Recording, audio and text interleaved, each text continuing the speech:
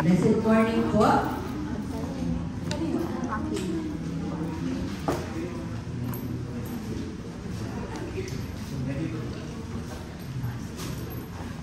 tayong babies na yan ah? Boy and girl.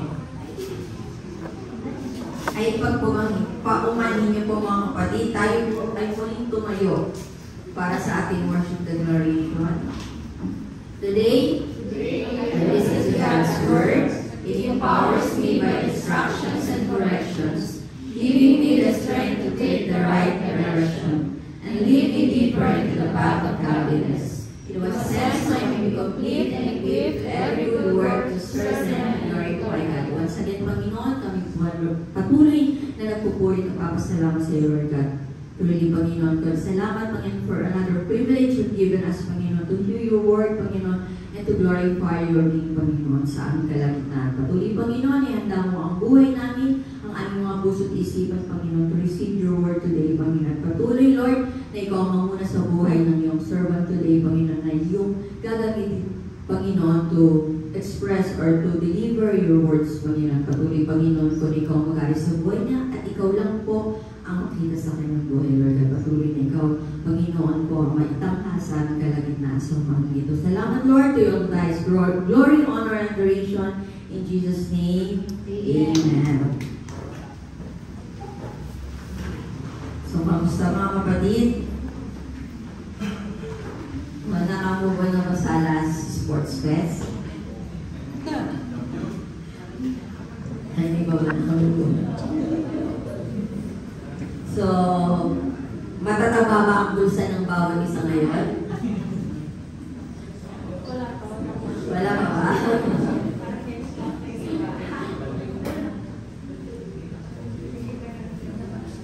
So, sabi nila mayayaman daw mga tao ngayon. Kasi yung mga ATM machine, wala ng mga laman.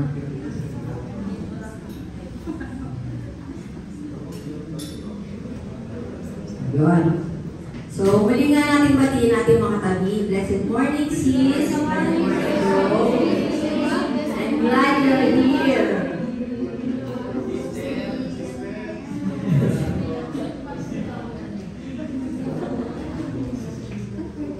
So, nasa August na tayo, no? So, this month, mga kapatid, our theme is Elevate with Awe and Reverence. So, ang ating pong key text is matatagpuan po natin sa Hebrews chapter 12, verses 28 to 29. Sabi po sa verse 28, therefore, since we are receiving a kingdom that cannot be shaken, let us be thankful and so worship God acceptably with reverence and awe. Verse 29, for our God is a consuming fire. So, sino na nakagraduate ng E12 dito? So, ilan na ano po? So, ang nag-undergo pa po ang iba. So, sabi po sa ating manual sa E12, worship, ito po kasi yung nais ng Lord na i-elevate natin this month. Awe and reverence. Ibig po sabihin yung worship. So, ang worship po came from that Old English word na worship. So, ibig sabihin, ang worship, ito po ay ina-attribute natin sa isang bagay or isang tao na worthy or valuable. Mahalaga ba ang Diyos na kinikilala natin? Worthy po ba siya na sambahin, papurihan, pasalamatan? Oh, bagay sumagot? Amen. Worthy po ba siya? Amen. Amen. Sa big amen, mga kapatid. So, anong klaseng worship ang gusto ng Panginoon? Una, sabi po sa ating text, therefore, since we are receiving a kingdom that cannot be shaken. Let us be thankful and worship God acceptably. Acceptably or sa paraang kalugod-lugod sa Diyos. Sino yung tatlong anak ni na Eva at Adan? Si Abel at saka si Seth. Okay. Akala ko nakalimutan nyo yung nagsimula sa S eh. Hindi yung Shopee Seth. So si Abel, si Cain, at saka si Seth. So mga kapatid, dun po sa Genesis chapter 4 verses 3 to 7, ang sabi po doon, sa verse 3, dumating ang panahon na si Cain ay naghandog kay Yahweh ng ani niya sa bukid. Verse 4, kinuha naman ni Abel ang isa sa mga panganay ng kanyang kawan, pinatay niya ito at inihandog ang pinakamainam na bahagi. Si Yahweh ay nasiyahan kay Abel at sa kanyang handog. Verse 5, ngunit hindi niya kinalugdan si Cain at ang handog nito. Dahil dito, hindi mailarawan ang alin daw po, ang mukha ni Cain sa tindi ng galit. Verse 6, kaya't sinabi ni Yahweh, anong ikinagagalit mo, Cain? Bakit ganyan ang mukha mo? Verse 7, kung mabuti ang ginawa mo, dapat kang magsaya. Kung masama naman, ang kasalanan ay tulad ng babangis na hayop na laging nag-aabang upang lapain ka. Nais nitong paghalian ka, kaya kailangan mapaglabanan mo ito. So mga kapatid, ano po ang pinahihhiwatig nito mga kapatid? So diba, ang pag-offer or pag-worship natin sa Panginoon mga kapatid, o ditong dalawang magkapatid, iisa naman yung ginawa nila, di po ba? Nag-offer sila sa Lord. But ano yung difference? Wala naman po sinabi dito. Basta ang sabi dito kasi is, kumuha daw po or naghandog kay Yahweh ng ani sa bukid si Cain, di po ba? Kasi siya ay magsasaka. Tapos, dun po pagdating kay Abel, sabi, nagkatay daw po ng hayop na alaga niya. At ano po yung kinuha ni Abel? Yes, yung panganay. At inihandog na yung pinakamainam na bahagi. So mga kapatid, sa paghandog natin o sa pagsamba po natin sa Panginoon, ano yung isa sa pinaka-importante? Sabi ng Lord dito, kung mabuti ang ginawa mo, dapat kang magsaya. Kapatid, kung tama ang ating motibo at ating mga puso sa pagsamba sa Panginoon, dapat po tayo magsaya. So, ganun mga kapatid ang ibig sabihin nito. Acceptable worship is yun po with the proper condition of heart. Tayo po ba ay pumupunta dito sa bahay-sambahan ng Panginoon? Nag-worship sa Kanya? Tama po ba ang motibo, ang attitude, ang heart natin before our God? So yung mga kapatid ang una po, acceptable worship. Ano po naman yung sinasabi sa Matthew chapter 5 verses 23 to 24? Basahin po natin.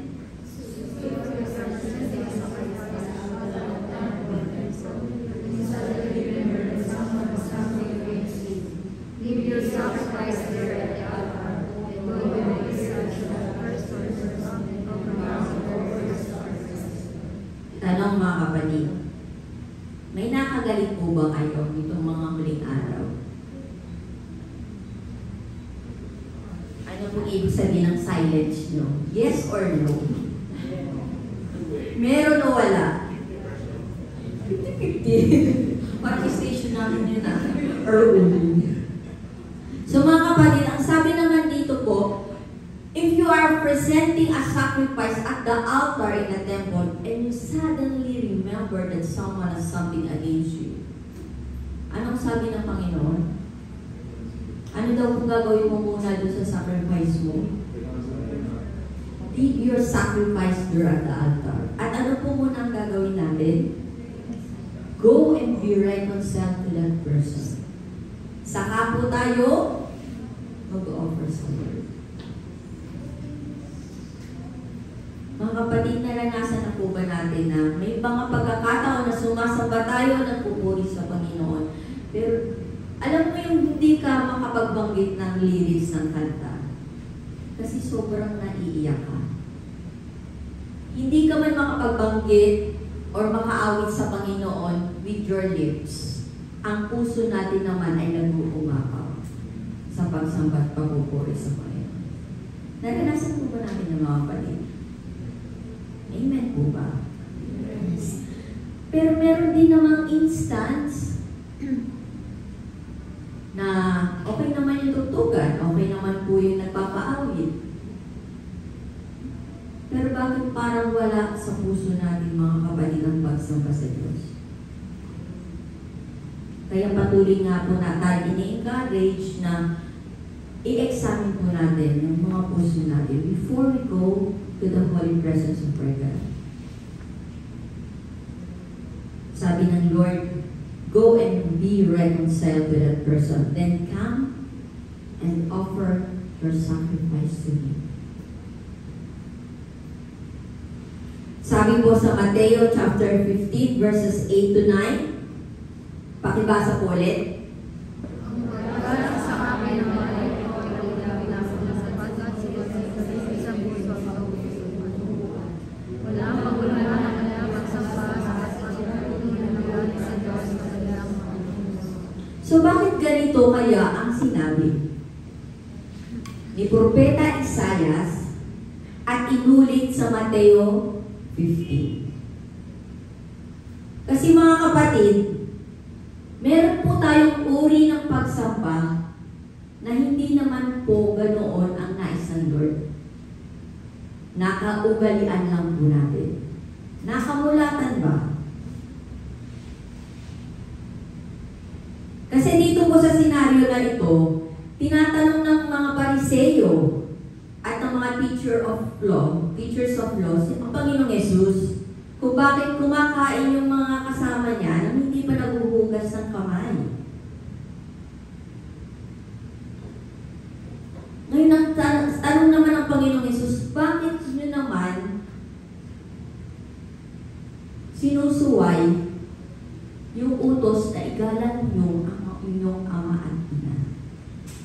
So mga kapatid, ano naman pong ibig sabihin nito? Ibig sabihin mga kapatid, baka mamaya po tayo ay nag-worship sa Lord, sinasamba natin siya sa paraan na akala natin ay tama. Kasi yun nga po yung nakamulatan natin, but hindi po pala. At anong sabi dito? Ang paggalang sa akin ng bayan ito ay pakunwari lamang. Parang ang sakit naman ng mga kapatid, ba? Sapagkat sa bibig at hindi sa puso ito bumubuhay. So mga kapatid, nawa po ang ating pagsamba at pagpupuri sa Panginoon ay tunay na sa puso natin nanggagaling.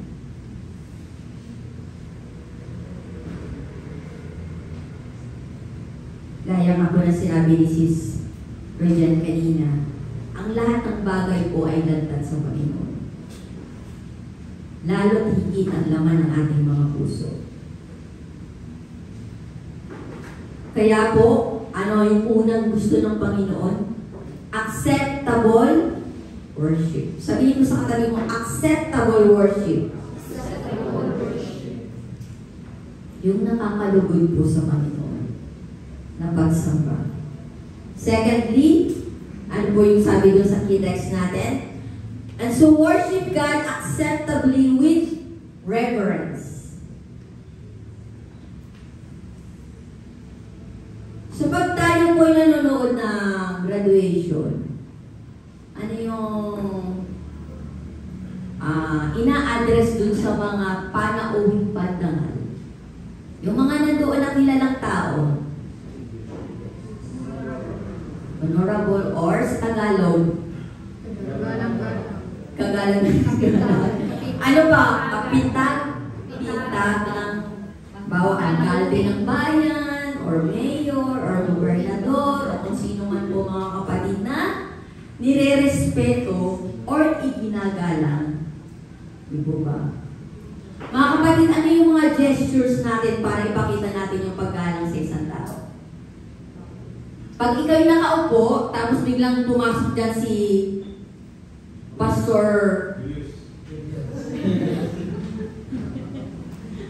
or kung sino man mga kapatid na kilala na, let's say, our president.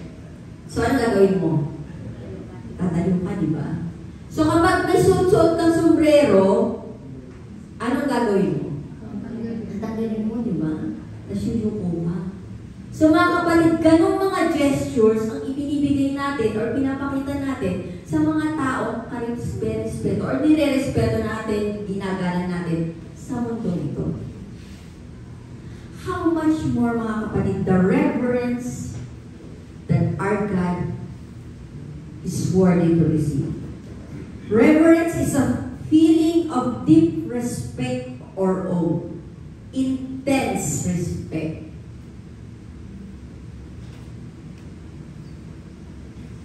Nakakalungkot nga lang, di ba? Minsan, ay, ayoko tanggalin yung sombrero ko kahit nasa loob ng panambahan kasi magugulo yung hair ko.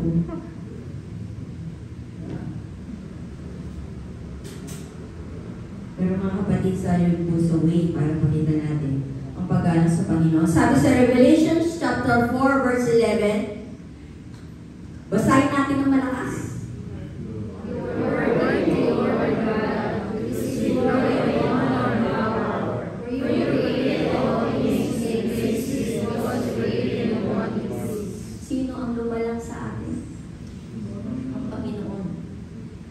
Sino nagpo-provide ang lahat ng pangangailangan po natin, mga kapatid? Ang Lord. So worthy po ba siya? You are worthy, O Lord our God, to receive glory and honor and power. For you created all things and they exist because you created what you pleased. So mga kapatid, worthy ang Panginoon. Sabihin nga natin, worthy.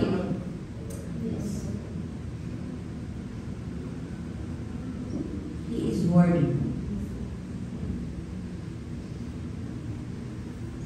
So bago nga po na niya nilalang ang tao, ano yung una niyang mga nilalang? Yung kailangan natin. Yung mga kakailanganin po natin sa buhay natin. Sabi sa Hebrews chapter 13 verse 15, kaya't lagi tayong mag-alay ng papuri bilang handog sa Diyos sa pamamagitan ni Jesus. Papuring mula sa ating mga labi na nagpapahayag ng ating pagkilala sa kanyang pangalan. So mga kapatid, sa pag-awit natin para sa Panginoon, pwede rin po tayong mag-utter ng admiration natin sa Kanya, adoration natin sa Kanya, all His attributes. Ano ba ang Diyos sa buhay mo? Paano ba nagpakilala ang Diyos sa buhay mo? Sabihin mo po yun during your worship to our God.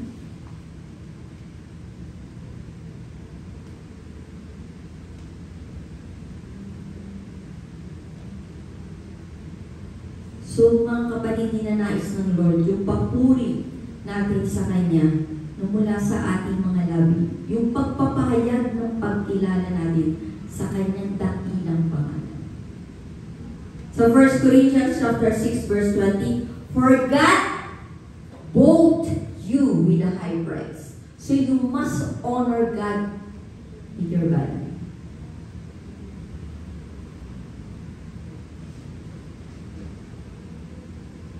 Bila ko lang naalala. May nagtanong na rin po ba sa inyo kung okay lang po bang magpatato? May nagtanong na rin? Anong sagot nyo? Kayo ma? Kayo ma?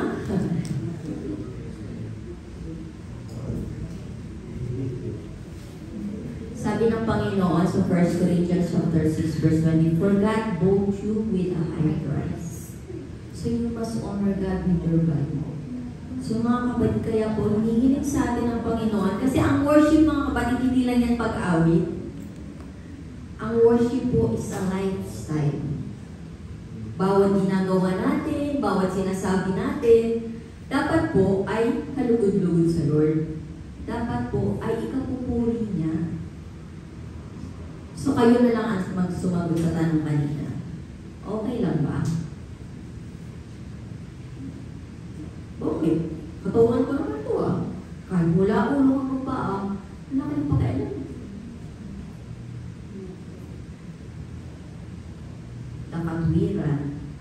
Nakatwiran ng mga tao gusto, sila lang din ang gusto.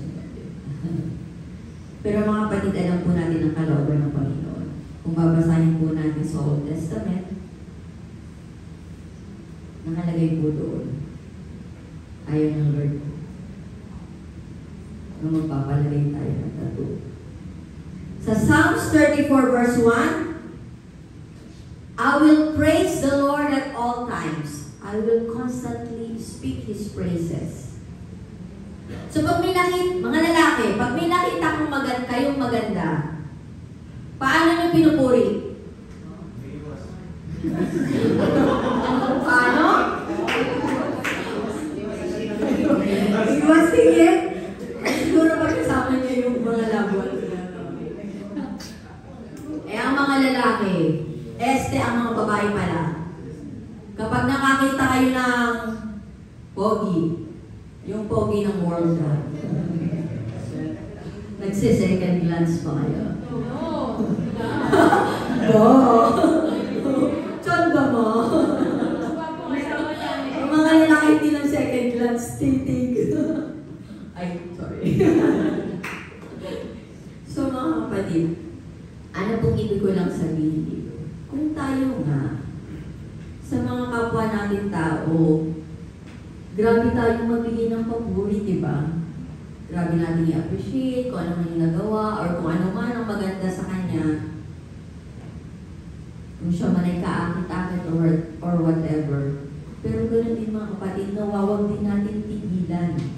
Di ba kanina, sabi nyo sa awit natin, hindi natin titigilan, tayo magpupuri, magpakailanman. So ganoon din mga kapatid, I will praise the Lord at all times.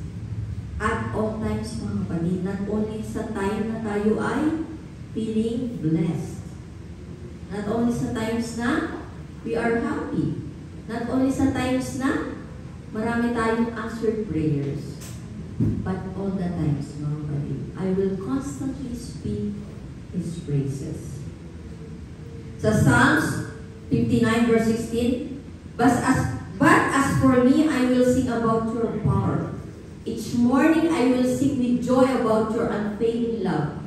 For you have been my refuge, a place of safety when I am in distress. Mga kapatid, siya yung kandungan natin pag tayo lumog. Hindi yung alam niyo, yung umiikot sa mesa, tapos nagpapasakit ng ulo natin, kinabukasan. Hala? Diba? Yun ba yung refuge natin? Dati, sis. Dati. So, akala natin mawawala yung ating problema. Pero nadagdagan pa. Kasi sumakit yung ulo mo. And thirdly, anong sabi ng Lord? So worship God acceptably with reverence and with awe. Nung mga bata tayo mga kapatid, sino mas kinatatakutan natin? Ang nanay natin or tatay natin? Kung sino po may hawak ng pamalo.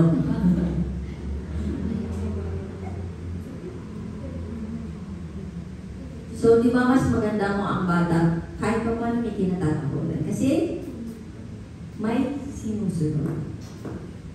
Pag wala kasing takot sa nanay o sa tatay, susundin ka kaya? Parang half-half mo. So mga kapatid, Ganun din po sa Panginoon. Nawa na doon po yung paggalang natin or yung ating takot sa Kanya. Kasi marami, nakakalungkot mga kapatid, no? Dahil maraming tao wala nang takot sa Lord. Nakikita naman po natin yan sa mga balita. Diba? Sabi nga, ang masama ay lalong nagpapakasama. Pero tayo mga kapatid, ito ang nais ng Lord. Elevate our worship with awe. Sabi sa Joshua chapter 24 verses 14a, so fear the Lord and serve Him wholeheartedly. Sino lang daw po ang dapat natin katakutan at paglingkuran? Wholeheartedly. So nawa mga kapatid, huwag na po tayo maging katulad ng mga Israelites noon.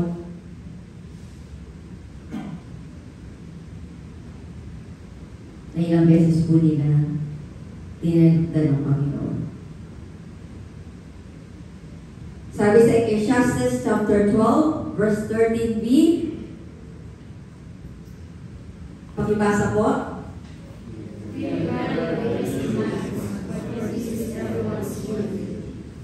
So mga kapatid, fear God and obey His commands. Ito po ay tungkulin ng bawat isa sa atin. Sabihin mo sa katabi mo, everyone's duty. Everyone's duty. My duty, My duty. your duty. Your duty.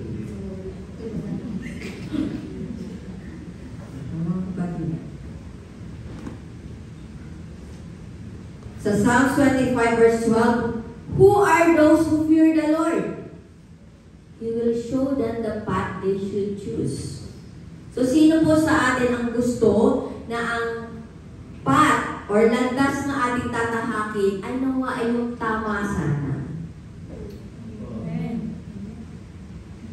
Nawa, Lord, yung hindi na po ako magkakamali.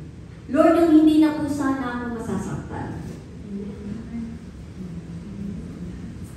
Lord, yung po sanang way or path na hindi ako mapapahamak.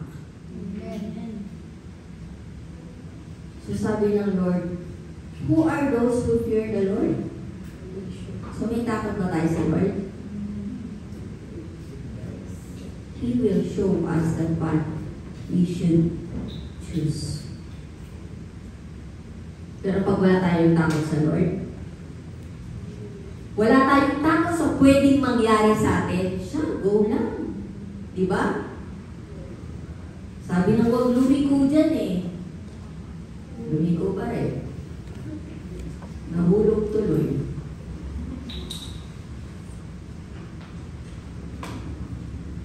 Mga kapatid, sabi po, yield or give yourself fully to God as Lord and Master in every area of your life. Holding nothing back. Sabihin mo sa katabi mo, holding nothing back. Holding nothing back. So wala po tayo. I-hold pa. Kung tayo po ay magbibigay papuri pagsamba sa Panginoon, mga kapatid, nawa po with all ourselves. Buo po natin pagkatao. Because He's deserved. Sa ating pong conclusion, basahin po ulit natin.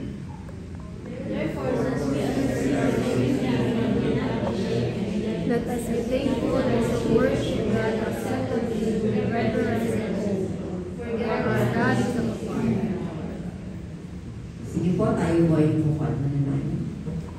Panginoon, maraming salamat po for today. For your word that has been preached, Panginoon. Patuloy, Lord God, na nagpapasalamat kami sa paalalang ito, Panginoon, sa aming Lord God. Tunay nga, Lord God, na pinabatid mo sa bawat isa that you wanted us to elevate the kind of worship we offer to you, O Lord. The kind of worship we give to you, Panginoon. Lord, sino nga po ba mga kapatid sa atin ang hindi naghahangad na ang papuri at pagsamba natin sa Panginoon is yung kalugod-lugod sa Kanya. Yung nagbibigay sa Kanya na nararapat na paggalang at nagpapakita ng takot natin sa Kanya. Kaya Panginoon, salamat. Thank you for reminding us. Thank you for teaching us, O Lord, these words of yours, Panginoon. Dalangin namin, Panginoon, na ang bawat isa na narito, Lord God, ay may apply namin, Panginoon, ang iyong mga salita sa aming mga buhay, Panginoon. Because you deserve it, Lord. You deserve, you are worthy, Panginoon, sa lahat ng pagpuri at pagsamba, pagtatanghal mula sa iyong mga anak, Panginoon ko. Kaya salamat, Lord, for those privileges you've given us na naibigay po namin ito sa iyo, Lord God. At salamat sa patuloy na pagtuturo mo, sa patuloy na pagtutuwid mo sa aming Panginoon ko.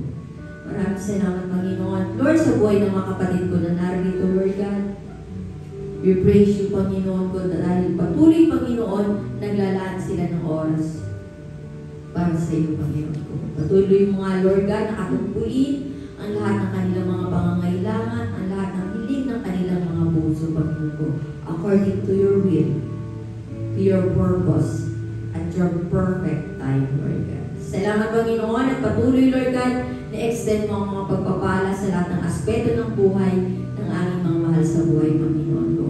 Saan man sila naroroon, sa lahat ng pagkakataon, patuloy mo silang ingatan at pagpalain, Panginoon. Maraming salamat, Lord, to all the highest glory, honor, and adoration. In Jesus' name, amen.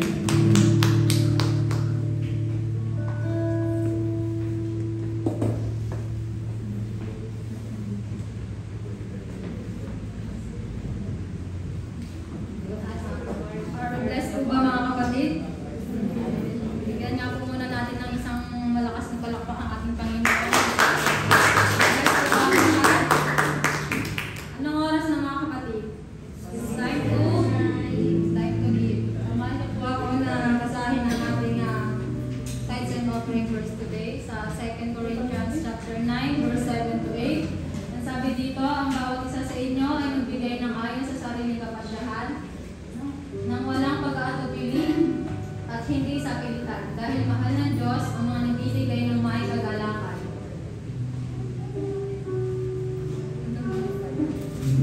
Sige, ang sabi dito, diba, ang bawat isa, diba, sabi ng Panginoon na magbigay ng sarili nating kapasyahan. Mga kapatid, may sample lang po ako dito na ibibigay.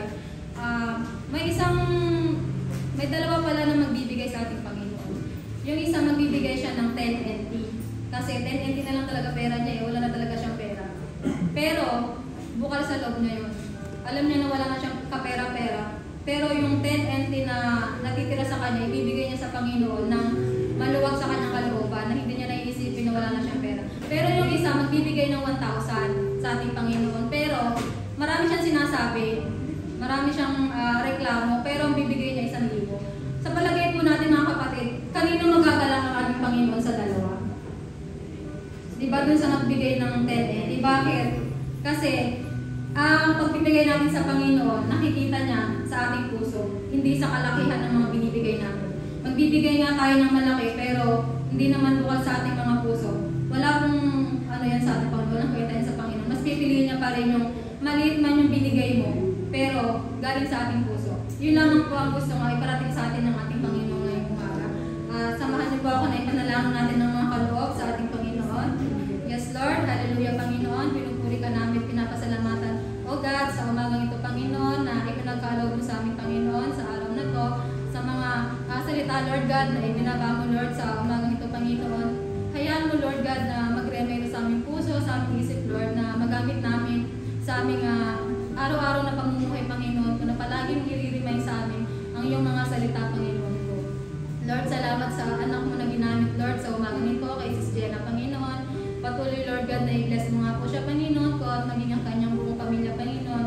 Na patuloy mo siyang gamitin, O God, na maghayag ng iyong mga salita, Panginoon ko, na mas marami, Lord God, na makaalam, Panginoon ko, ng mga salita mo, O God. Salamat, Lord, sa mga kapatid namin na nakasama namin, Lord God, sa umagang ito, Panginoon.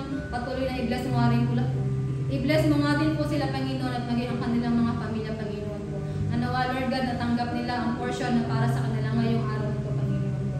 Salamat, O God, patuloy na i-bless mo ang aming mga company, Lord God, na pinapasukan dito, Lord, sa aming trabaho dito sa Taiwan, Panginoon. Patuloy na i-bless mo, Panginoon, na nagsisilbing source of income namin, Panginoon. Nang sa ganun, Lord God, naging daluyan dito, Panginoon ko, ng blessings patungo sa amin, Lord, na maibigay namin, Lord God, ang